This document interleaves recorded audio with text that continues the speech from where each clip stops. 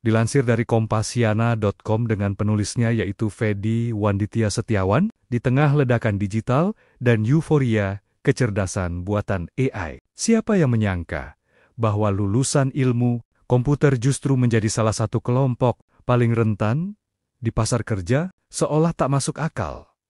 Teknologi berkembang, AI mendobrak batas, startup menjamur, tetapi ribuan sarjana ilmu komputer justru menganggur. Fenomena ini bukan hanya ironi, melainkan peringatan keras akan jurang yang menganga antara ilusi akademik dan realitas industri. Angka yang berbicara. Menurut data The Federal Reserve Bank of New York, tingkat pengangguran lulusan ilmu komputer di Amerika Serikat mencapai 6,1%, menduduki peringkat ke-7, jurusan dengan pengangguran tertinggi. Lebih parah lagi, jurusan yang sering beririsan, seperti teknik komputer, mencatatkan angka lebih tinggi, yakni 7,5%. Ini mengalahkan beberapa jurusan abstrak yang selama ini dianggap sulit diserap pasar, seperti antropologi 9,4% dan fisika 7,8%. Laporan Oxford Economics menambahkan bahwa 12% dari kenaikan tingkat pengangguran AS sejak 2023 disumbang oleh lulusan baru. Meski mereka hanya mewakili 5% dari total angkatan kerja. Artinya, ketimpangan bukan sekadar statistik. Ini adalah lonceng darurat bagi ekosistem pendidikan dan industri teknologi global. Kenapa bisa terjadi ledakan jumlah lulusan? Popularitas ilmu komputer di era digital menyebabkan jumlah lulusannya tumbuh secara eksponensial. Namun, pertumbuhan lapangan kerja tidak secepat itu. Perusahaan lebih selektif. Bahkan banyak yang membekukan perekrutan. Seiring gelombang PHK massal di raksasa seperti Amazon, Meta, dan Google, ilusi coding, kaya, narasi bahwa bisa coding setara dengan jadi Zuckerberg. Berikutnya, menciptakan ekspektasi palsu. Banyak mahasiswa yang hanya bermodal tutorial YouTube dan bootcamp kilat, tanpa pemahaman mendalam soal struktur data, keamanan, sistem terdistribusi, dan etika AI.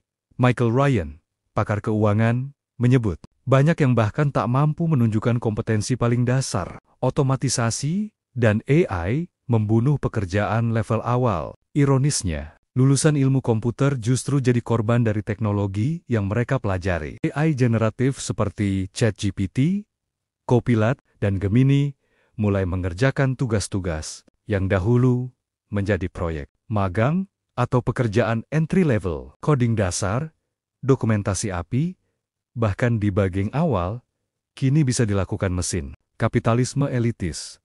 Silsilah di atas potensi. Menurut Brian Driscoll, pasar kerja kini lebih memprioritaskan lulusan universitas elit atau yang punya koneksi kuat. Bagi mayoritas sarjana dari kampus menengah, meskipun berprestasi, pintu kesempatan sering tertutup hanya karena label institusi. Konsekuensi yang lebih dalam. Kondisi ini bukan hanya soal angka pengangguran, melainkan tentang krisis kepercayaan terhadap pendidikan tinggi. Para lulusan muda kini terjebak antara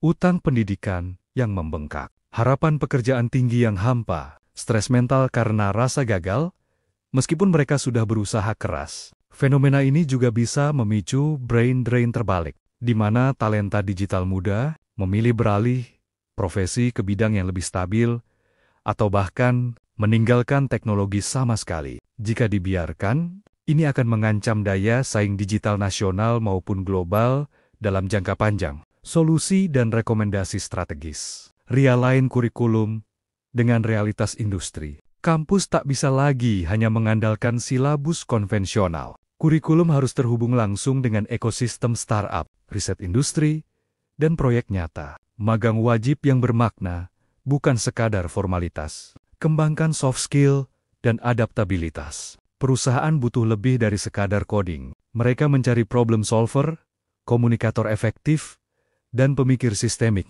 Kampus perlu menyisipkan keterampilan lintas disiplin, termasuk etika teknologi, UX, ekonomi digital, dan public speaking. Pemerataan akses ke teknologi mutakhir. Mahasiswa dari daerah atau universitas non-unggulan harus diberikan akses pada cloud computing gratis, lisensi software, dan kolaborasi global. pemerintah dan sektor swasta bisa berperan melalui inkubator digital lokal. Diversifikasi jalur karier. Lulusan ilmu komputer perlu disadarkan bahwa karier bukan hanya jadi software engineer. Di Big Tech, banyak jalan seperti peneliti AI, analis data sektor publik, edukator digital, atau arsitek sistem pemerintahan yang juga vital dan bermakna. Menatap masa depan, emas yang perlu ditempa ulang. Ilmu komputer bukan lagi jurusan emas yang mengilap tanpa usaha. Ia kini lebih mirip logam mentah yang harus ditempa keras,